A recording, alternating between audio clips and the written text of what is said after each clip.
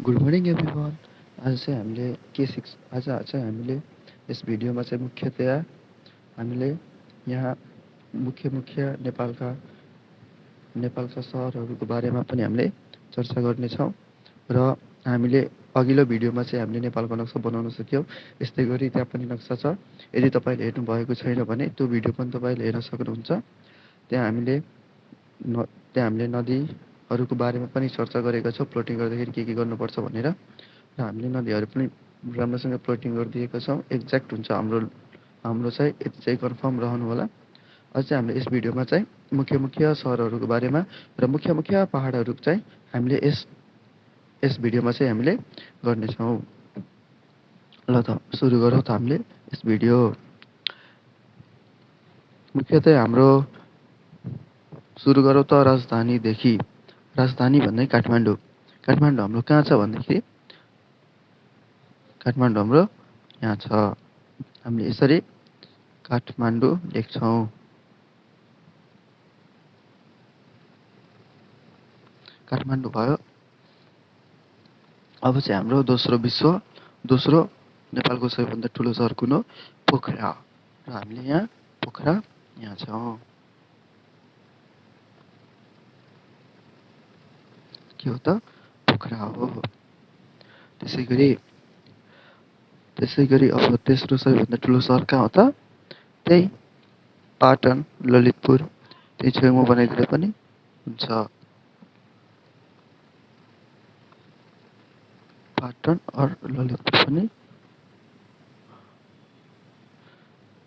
या ललितपुर पनि भन्ने गरिन्छ। त्यसै गरी अब अर्को सहरहरूको अब चौथो ठुलो सहर कुन हो? भरतपुर। भरतपुर चाहिँ कहाँ छ? यहाँ छ।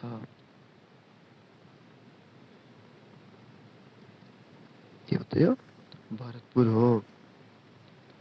त्यसै गरी अब हामी चाहिँ यस भिडियोमा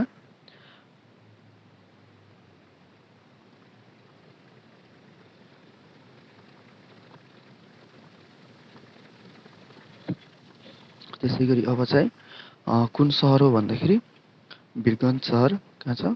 यहाँ छ, पर्सा जिल्लामा। के हो त? वीरगञ्ज हो। त्यसै गरी जनकपुर यहाँ छ।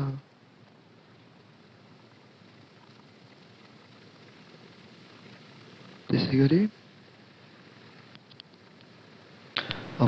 गरी भन्दाखेरि जनकपुर हामीले राखिसक्यौँ। अब चाहिँ कहाँ राख्छौँ भन्दाखेरि अब जस्तै कि इटहरी चाहिँ हाम्रो यहाँ छ। इटहरी। त्यसै गरी यतातिर के छ? विराटनगर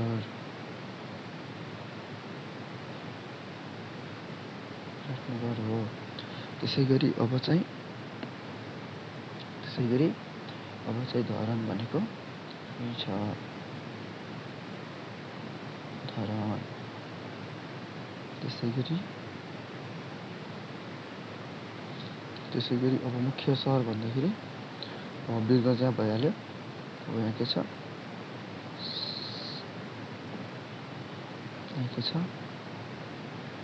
सिमरा। त्यसै गरी यहाँ के छ? हेटौडा। त्यसो त हेटौडा हो। त्यसै गरी अब मुख्य सहर भन्दाखेरि अब हाम्रो पश्चिमतिरको सहरहरू कुन हो भन्दाखेरि यता के छ? धनगढी। के हो त? धनगढी। त्यसै गरी अब यहाँ के छ? घौराही। के हो त यो? घौराही। त्यसै गरी अब के छ यता? तुलसीपुर। त्यसै गरी अब यहाँ के छ? बुटोल। अब कुन सहर छुट्यो भन्दाखेरि यतातिर अब के छ? दमक। केपी बुढोको सहर दमक। त्यसै गरी अब सहरहरूको चाहिँ सकिसक्यो। अब चाहिँ हामीले हिमालहरूको बारेमा हामीले यहाँ राख्ने गर्दछौँ। यो पनि पूर्वदेखि नै सुरु गरौँ है त। विश्वको सबैभन्दा तेस्रो ठुलो कुन हो? विश्वको सबैभन्दा ठुलो हिमाल कुन हिमाल हो? यो कञ्चनजङ्घा। कञ्चनजङ्घा हो। यो चाहिँ नेपाल भारत सीमामा अवस्थित छ। यो पूर्णतया नेपालको पनि होइन र पूर्णतया भारतको पनि होइन। त्यसै गरी माउन्ट एभरेस्ट चाहिँ हामीले सगरमाथा पनि भन्ने गर्छौँ। कहाँ छ त? सोलुखुम्बु जिल्लामा प्रदेश नम्बर 1 कोशी प्रदेशमा पर्छ। त्यसै गरी चोयु हिमाल चाहिँ यहाँ छ। हाम्रो हिमाल चाहिँ यहाँ छ। यो के हो त? चोयु। यो के हो त? एभरेस्ट। त्यसै गरी अब यहाँ के हुन्छ? मकालु भनिन्छ यसलाई। मकालु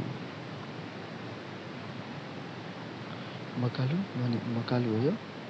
यो पनि नेपाल चीन सीमामा अवस्थित छ।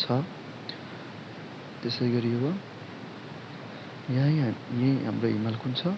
लोत्से। LOTHSE। लोत्से, नोम्चे यही छ। त्यसै गरी हाम्रो यही छ कुम्भकर्ण हिमाल। के हो त्यो? कुम्भकर्ण हिमाल रहेको छ। त्यसै गरी अब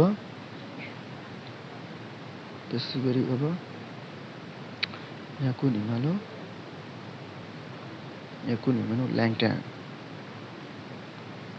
ल्याङ्टाङ हिमाल पनि हो। ल्याङ्टाङ ग्लेसियर पनि हो। त्यो सबै थोक हो। यो के हो त? यो कुन हिमाल हो? यो कुन हिमाल हो भन्दाखेरि यसलाई चाहिँ हामी पछि नाम दिनेछौँ। त्यसै गरी अब अन्नपूर्ण रिजनमा हामी आउँछौँ। अन्नपूर्ण यो पोखरा हो। र यो के हो त? अन्नपूर्ण। के हो?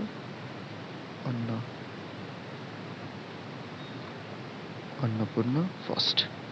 यो विश्वको 10औं ठुलो हिमाल रहेको छ। त्यसै गरी यहाँ फिस्टेल या माछापुच्छ्रे हिमाल पनि भनिन्छ। त्यसै गरी यहाँ एउटा हिमाल छ। यो कुन हो त? यो के हो त? मनासलो हिमाल हो। त्यसै गरी यहाँ के छ? धौलागिरी हिमाल।